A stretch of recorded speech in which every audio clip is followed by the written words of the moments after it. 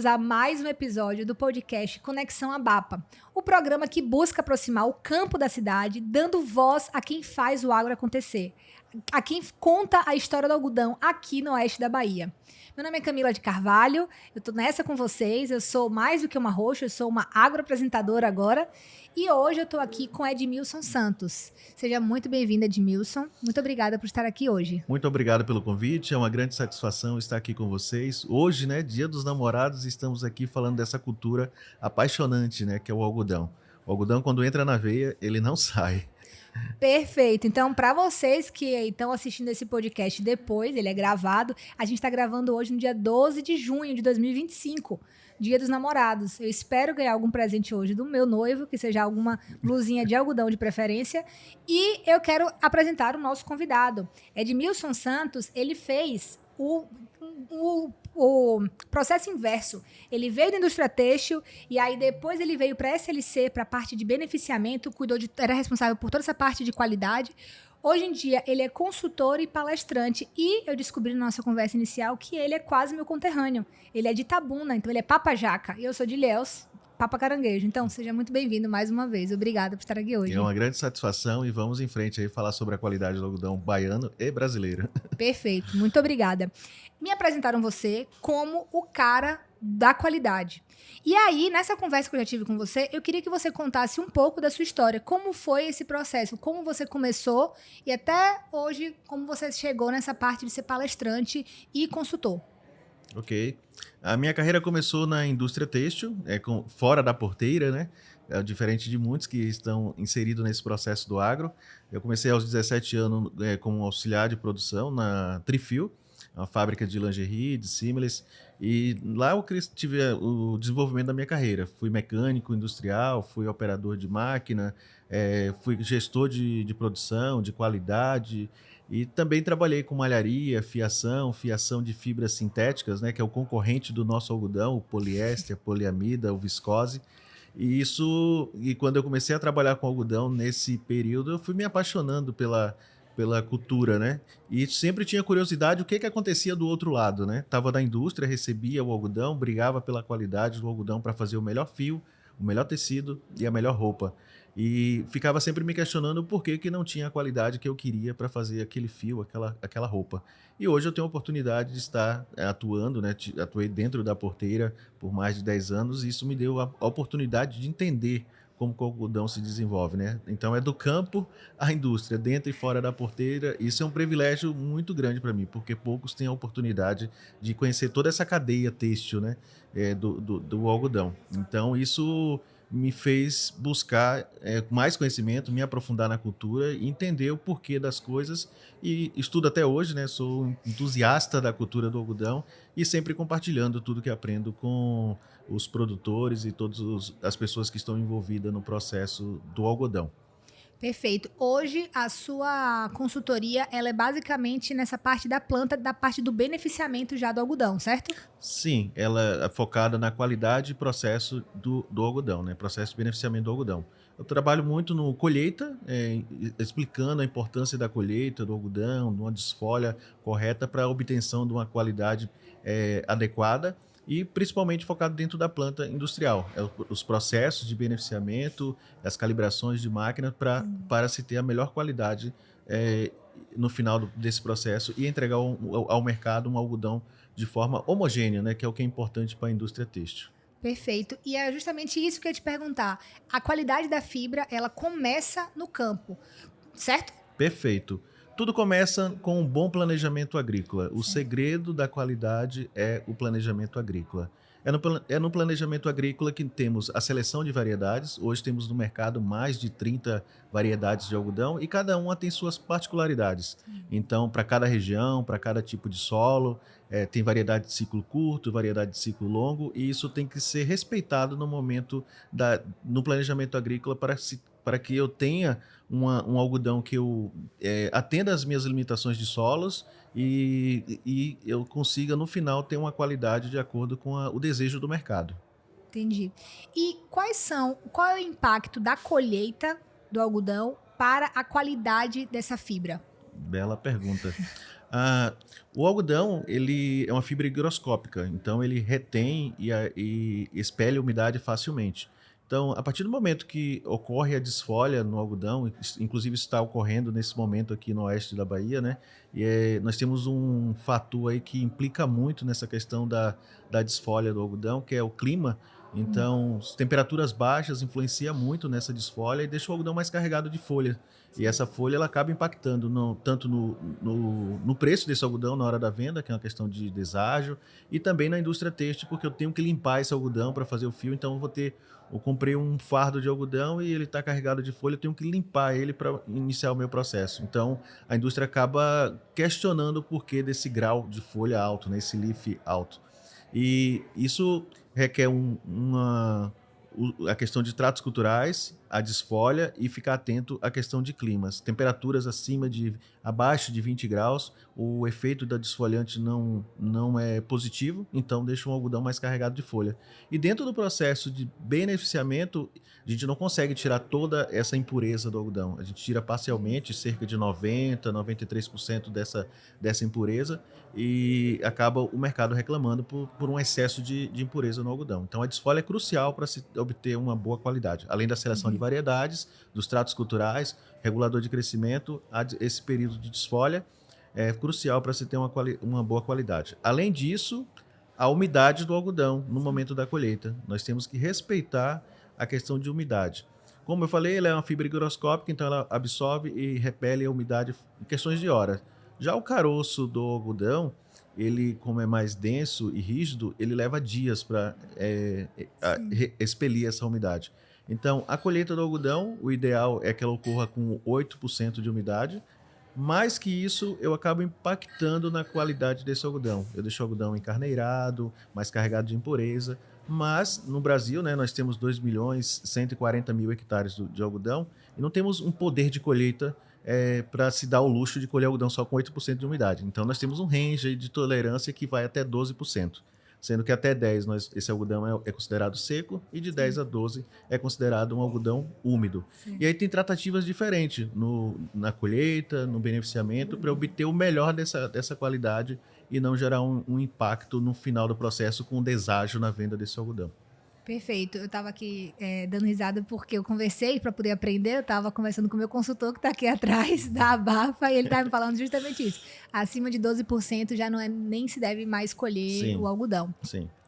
Outra coisa também que sobre a colheita ainda é que não apenas isso tudo que você já mencionou, mas também as áreas em que vão ser colhido esse algodão. Separar as áreas de bordadura para a área do meio do talhão, por exemplo. Perfeito. Porque no algodão a gente não consegue fazer um blend, né? A gente não dá para dar uma misturada ali, fazer um blend e aí agora eu vou conseguir e vou pegar o preço maior. Não é assim que funciona. Perfeito. Não, né? Perfeito. Olhando de fora, né, da lavoura, quem não conhece acha que é tudo igual, né? Mas é igual ao nosso DNA. Cada variedade, cada lavoura tem sua particularidade e ela precisa ser tratada de formas diferentes. Então, ele precisa ser segregado, identificado o que é a bordadura, porque ele acaba absorvendo a poeira, né, dos carros que transitam ali em volta e essa poeira impacta na cor do algodão, deixando ele ligeiramente creme. Isso na indústria têxtil, na fiação, não é problema. A fiação vai conseguir fazer o fio normalmente. Porém, no processo de tingimento do tecido, essa variação de cor de um algodão branco com algodão creme gera um impacto e defeito no tecido que é chamado de barramento. E o custo de tingimento desse tecido acaba sendo elevado simplesmente por essa poeira. E como tu disse, nós não conseguimos fazer um blend no algodão. Se eu misturo o bom com o ruim, é tudo ruim. Diferente de um grão, o soja, o milho, que a gente consegue fazer um blend. E se eu tenho um grão ali com uma qualidade assim meio duvidosa, a gente consegue. Um leve percentual de 1% misturando, ele acaba passando pelo mesmo valor. No algodão gera um deságio e os deságios são altíssimos, né? Em torno de 400 pontos, que é equivalente a $400 por libra-peso. Começa por aí. E aí vai de 50 pontos, 100 até 1.200 pontos, depender do impacto na qualidade, seja intrínseca da fibra, comprimento, resistência, alongamento, ou extrínseca, que é voltada para a cor e brilho do algodão. Entendi. E com relação ao maquinário, o que é que você destaca como pontos essenciais na regulação do maquinário em si, até na escolha própria do maquinário, da colheita e do processo de beneficiamento que vai impactar nessa qualidade do algodão? Hoje nós temos essa vantagem, né, de colher o algodão de uma forma mecanizada, né? No Sim, passado era tudo colhido à mão, então você selecionava a pluma ali, tinha sim, teoricamente a melhor qualidade, né? Mas com os equipamentos nós temos uma certa agressão mecânica na fibra, né? sim. Então é uma fibra natural, ela tem seus limites de alongamento e resistência. Então, na colheitadeira, nós perdemos aí cerca de 2 pontos percentuais do comprimento dessa fibra devido à agressão dos fusos da colheitadeira sobre a fibra do algodão. Principalmente se ele estiver muito seco, com 5% de umidade ou menos. E a calibração das máquinas são fundamentais para que a gente tenha ali no final um algodão de qualidade. Então, a questão de pressão das placas das colheitadeiras, o shampoo utilizado ali nos fusos para limpar esses fusos. Se eu não limpo, eu tenho um algodão mais carregado de impureza. Se eu coloco água demais nesse processo, eu tenho um algodão encarneirado. Então, eu acabo gerando alguns impactos na qualidade do algodão. A qualidade do fuso também irá influenciar na qualidade de comprimento de fibra e a falta dele na questão de desperdício do algodão na lavoura. Então, a gente tem uma perca ali na lavoura em torno de 3 a 7%. E se os fusos não estão na regulagem adequada, a gente acaba tendo um desperdício muito grande de algodão ali no momento da colheita. Então, a calibração na parte frontal da máquina ela é crucial para a questão da qualidade. E na parte onde é formado o módulo, aquele invólucro o invólucro o plástico, né, que Sim. utiliza ali para armazenar esse algodão no campo, também é crucial ficar atento a essas regulagens. Hoje no Brasil a gente ainda tem muita dificuldade com essas regulagens. A gente passa no campo e vê alguns módulos que foram produzidos no campo e de forma inadequada e tá nitidamente que houve uma falta de calibração nas correias, nos guias das máquinas, e isso faz com que gere uma contaminação de plástico no algodão, que é um dos grandes inimigos aí da qualidade do algodão brasileiro. Não só brasileiro, mas como americano também. Entendi. Aqui a gente ainda tem uma vantagem que o nosso algodão fica em fazendas afastadas dos centros urbanos, Sim. diferente dos Estados Unidos, Paquistão, Índia, onde fica próximos da cidade, então tornados, vento leva muito plástico para dentro das lavouras e isso impacta Entendi. na qualidade do algodão. Aqui as lavouras são distantes das cidades, então temos e não temos problema de tornado, esses ventos que levam lixo para dentro das lavouras. Então, aqui a contaminação que nós temos é exclusivamente 98% dessa contaminação é do próprio invólucro que a gente usa para colher o algodão. E essa contaminação se dá por conta da calibração das máquinas, regulagem dos guias, das Uhum. correias, tensionamento das correias, sujeira da máquina, que tem que ter um Entendi. procedimento, né? Olha o procedimento entrando aí no processo, de limpeza dessa máquina de acordo com a produtividade daquela lavoura, se eu limpo uma vez por dia, 2 vezes, 3 vezes. Então, tudo isso impacta na contaminação com plástico. Além disso, no início do processo de colheita mecanizada, nós tínhamos apenas um fornecedor de filme para colheita de algodão. Depois, esse fornecedor perdeu a patente e hoje nós temos no Brasil cerca de 12 fornecedores, sendo que 4 são nacionais e os demais 8 aí são importados da China. Então, tem de tudo. Tem filme com uma qualidade excelente, tem outros com qualidade duvidosa, tem material reciclado no meio, tem filme que não tem proteção V, então o fardo fica exposto na lavoura, no campo, com alta temperatura. A partir de 60 dias ele começa a desmanchar aquele plástico. Então tem todo um cuidado e uma logística Entendi. de colheita e beneficiamento para evitar que ocorra essas pegadinhas aí no meio do processo por falta de conhecimento do insumo que eu estou utilizando para colher o algodão. Eu tô achando incrível conhecer um pouco mais do algodão, porque, assim, são muitos fatores, são muitos detalhes que impactam em coisas que eu acho que nunca nem Uhum. tinha pensado. E acho que isso também se relaciona com a questão da eficiência operacional. Porque a gente estava conversando aqui antes de começar o programa e você estava mencionando que para se conseguir ter uma indústria têxtil aqui no Brasil, é preciso uma eficiência operacional altíssima, né? E isso casa Perfeito. muito com essa qualidade do algodão que precisa vir Sim. já da lavoura, né? Exatamente. O que ocorreu? O Brasil já foi um grande player, né, na Sim. questão de produção têxtil e meada ali da década de 90, com ponto de desencargos, isso ficou complicado para a indústria têxtil. Ficou mais barato produzir na China e trazer para aqui e comercializar do que produzir no Brasil. E hoje a gente teve uma redução grande. Hoje o Brasil exporta 80% do seu algodão, 79% do algodão é exportado para a Ásia, né? Uhum. Bangladesh, Vietnã, China, Indonésia, Taiwan e Tailândia. E apenas 20% aproximadamente fica aqui no Brasil, que é 700 mil toneladas de pluma de algodão. Essas indústrias que ficaram no Brasil são as indústrias que se profissionalizaram e que têm uma alta eficiência operacional. Então, para se manter no Brasil uma indústria têxtil, se ela não tem uma eficiência operacional acima de 90%, o custo de produção dela se torna muito alto e acaba inviabilizando o negócio. Então, ela tem que ter um time operacional muito competente, qualificado, calibração e regulagem de máquinas muito bem feita para que ela tenha essa eficiência operacional. O grande vilão dentro desse custo é a matéria-prima, o algodão, que é o principal insumo ali dentro desse processo, que representa de 40% a 60% da produção têxtil. E depois vem energia elétrica, mão de obra. E se eu tenho um algodão, esse que representa 40% ou 60% a 60% do meu custo de produção, e esse algodão não tem qualidade, eu acabo elevando o meu custo de produção. E aí vem as questões os nossos vilões hoje em relação à contaminação do algodão. É o plástico. Tem o seed coat, que é a casquinha do caroço do algodão que vai junto com a pluma, de algumas variedades que tem um problema genético e quebra facilmente o caroço. Temos a pegajosidade, que é provocada pela secreção da mosca branca. Sim. E temos a questão também de comprimento de fibra, índice de fibra curto, que também há bastante questionamento nesse quesito. Mas agora, nesse momento, a onda e a cobrança assim, do mercado asiático é fumagina, que é a questão da pegajosidade pela mosca branca, plástico e seed coat. Esses três aí estão em evidência, assim, vem sendo feito bastante trabalho com a Brapa e também com as regionais, né, a BAPA, a MAPA, a GOPA, a MIPA, vem fazendo um trabalho fundamental aí para conscientizando o produtor em relação a esses controles. Perfeito. E assim, a gente está falando do algodão e da indústria de beneficiamento, a gente está sempre falando de máquina, de industrialização, de tecnologia, mas o capital humano não deixa de ser uma peça-chave aí, sim, né? Sim. De nada adianta ter uma colheitadeira de 7 milhões se eu não tenho um operador treinado, qualificado e engajado para operar essa máquina. Então, o segredo de todo esse sucesso é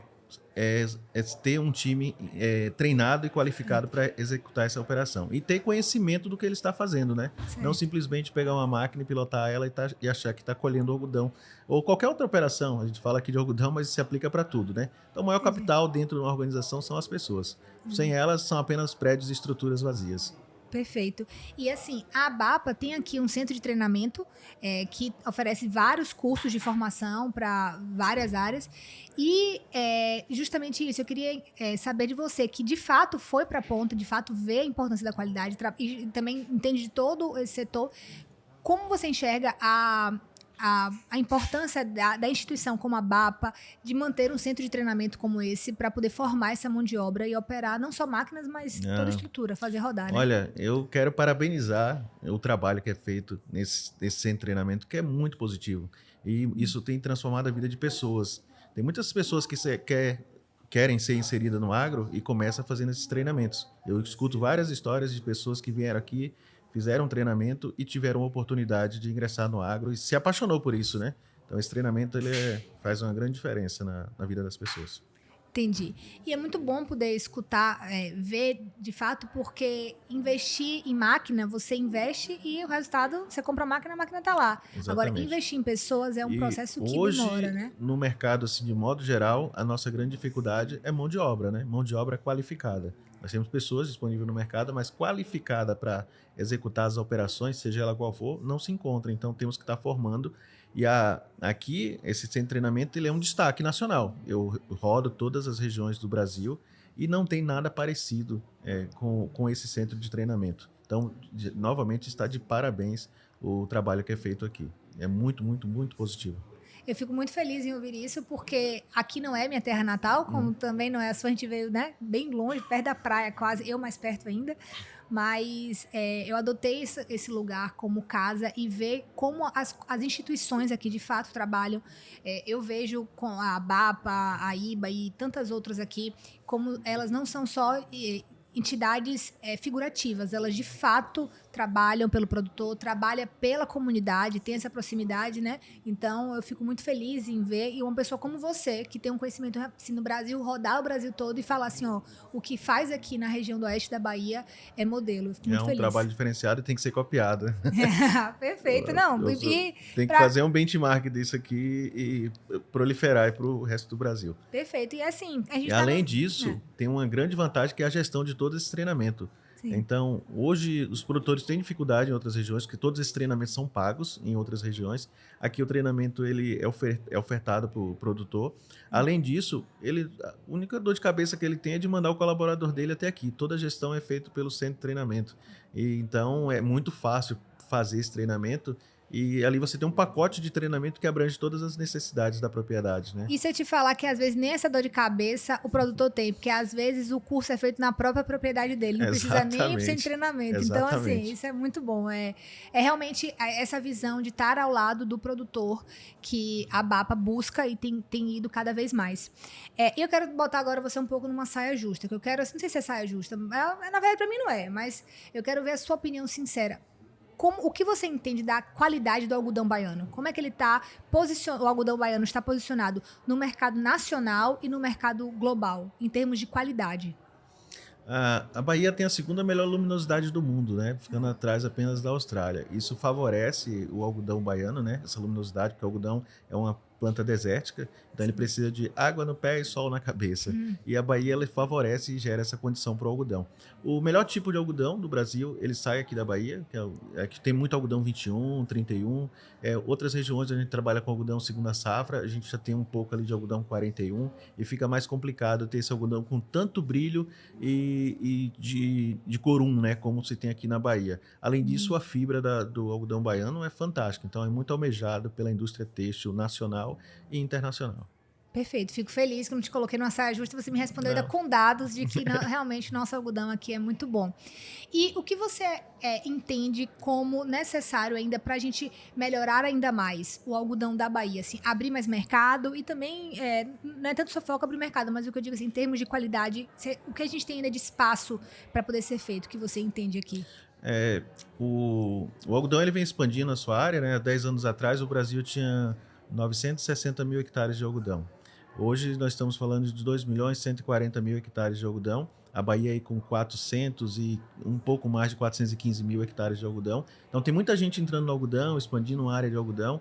E o algodão ele requer muito profissionalismo para trabalhar com ele. O algodão não aceita amadorismo. E nessa entrada de algumas pessoas que não conhecem o processo, essa cadeia como um todo, acaba pecando em algumas etapas do processo e isso impacta na qualidade, na padronagem desse algodão. E como desafio, o nosso desafio hoje é levar o conhecimento, padronizar e nivelar essa qualidade para que a gente tenha uma homogeneização do nosso algodão.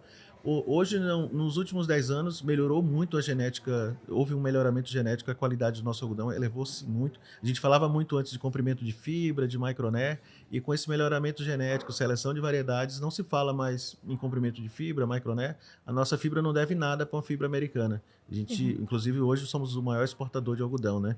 Só voltando um pouco atrás, na década de 90 e 97, nós éramos o segundo maior importador de algodão do mundo, só ficava atrás da China. E aí, em 2000, começamos a trabalhar de uma forma profissionalizada e hoje somos o maior exportador de algodão.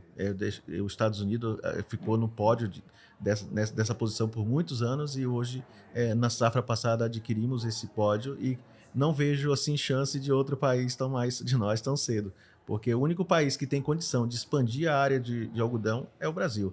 Hoje no mundo temos 36 milhões de hectares de algodão. E todos os países estão sufocados assim, em relação China, Índia. China é o maior produtor, depois vem a Índia, Paquistão, Estados Unidos. Esses países eles estão daquele dilema. Ou é proteína, grãos ou fibra, né? Então, eles, entre vestir e comer, tem que priorizar a comida e deixa a fibra para o Brasil, que eles são bons nisso. Nós temos condição de expandir a nossa área muito mais. Você tem ideia, na década de 70, o Brasil tinha 4 milhões e meio de hectares de algodão e tinha 145 quilos por hectare. Hoje nós estamos metade disso, produzindo 2 mil quilos de fibra por hectare, aproximadamente 2 mil quilos de fibra por hectare. Então, evoluímos muito com boas práticas adotadas no campo e também através da seleção de variedades e desenvolvimento de novas variedades.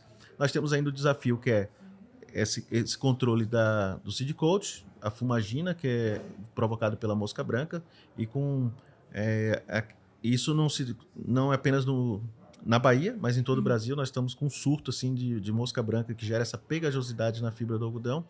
A questão de seed coat eu vejo que é fácil de resolver, é genética, são 4 variedades que apresentam essa questão de seed coat. São variedades que geram um rendimento de pluma muito favorável para o produtor, né? Basicamente, temos ali 41%, 42% de rendimento de pluma, e essas variedades que têm um alto teor de nível de seed coat, elas estão em torno de 44%, 45% de rendimento de fibra.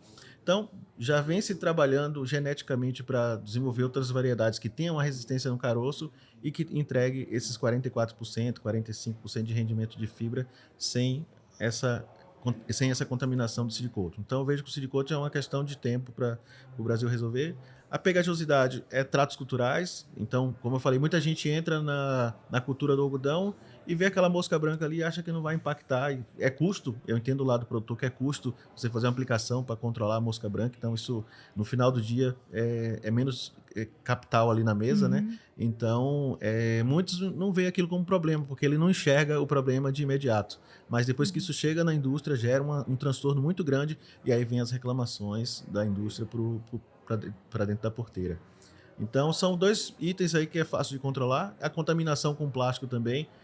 Eu vejo que o pessoal ele era muito considerado ali nos Estados Unidos. A gente, no Brasil, não dava... A grande maioria, eu diria que 90% dos produtores não dava importância para o plástico. Agora, com o trabalho que a Brapa vem fazendo, e as regionais, a BAPA, a GOPA, entre outras, vem fazendo, conscientizando e mostrando o impacto que isso gera na indústria têxtil e o quanto que isso pode gerar de deságio para o produtor. E começou-se a ter uma visão diferente em relação ao tipo de filme que será comprado para a colheita de algodão, as calibrações e regulagens de máquinas. Então, está se tendo uma consciência em relação a isso.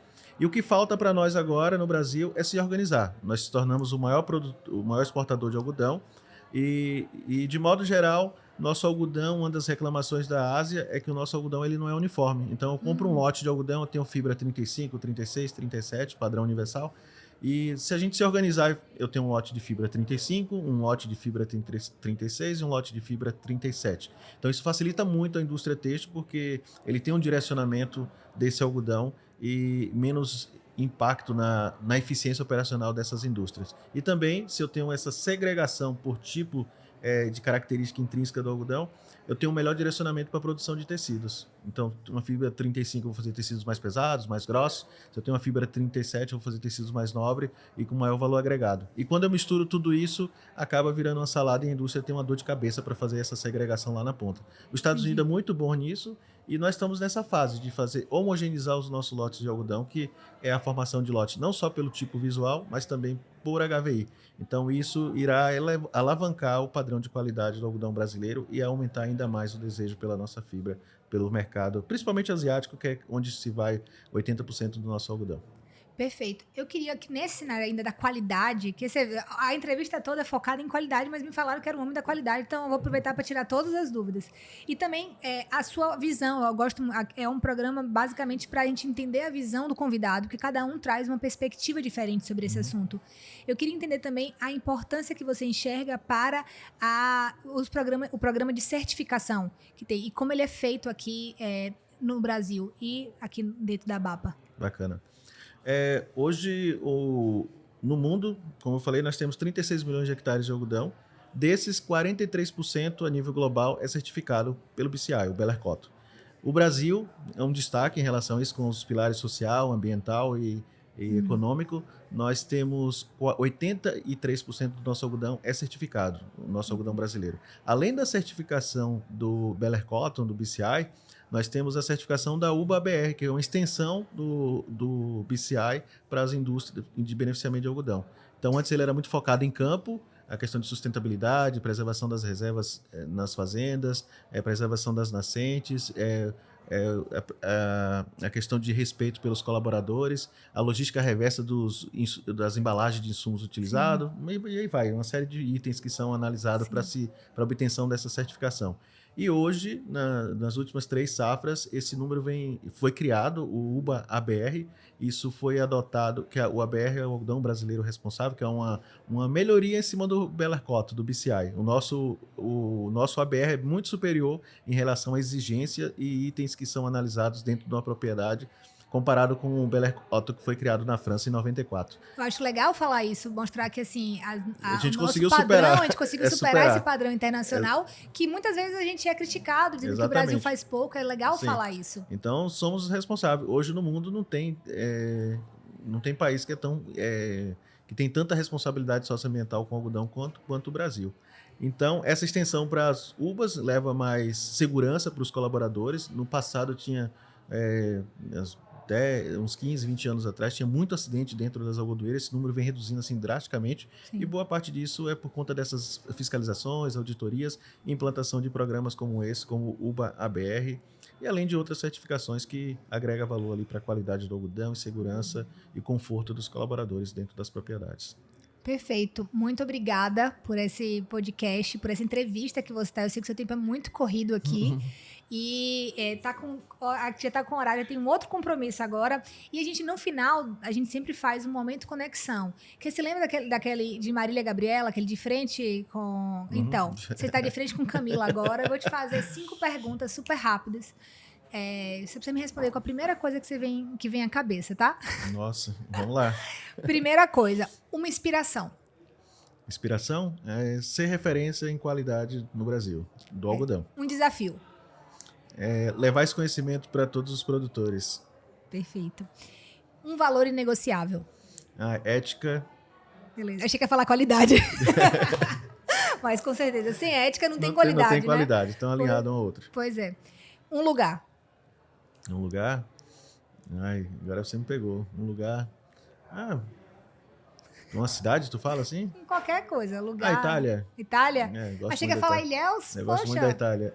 Todo mundo que é de Itabuna vai pra praia em Ilhéus, tá? Então eu queria dizer isso, a Praia dos Milionários. Gosto muito da Itália. Tá. Um sonho para o algodão da Bahia. Aumentar a área plantada e ser referência global de qualidade. Perfeito. Muito obrigada por hoje, muito obrigada por ter um tempo aqui com a gente. Pessoal, esse é mais um podcast, mais um episódio. A gente quer tá sempre trazendo vários nomes aqui, então vocês podem fazer sugestão, quem mais vocês quiserem ouvir. Se quiser que venha de novo, a gente dá um jeito de ir lá em Curitiba, né? E Cuiabá. Cuiabá. Oi, eu venho até aqui. Pronto, eu venho até aqui, perfeito. Então, muito obrigada, tá? Eu que agradeço e até a próxima. Tchau, pessoal, até a próxima. Tchau.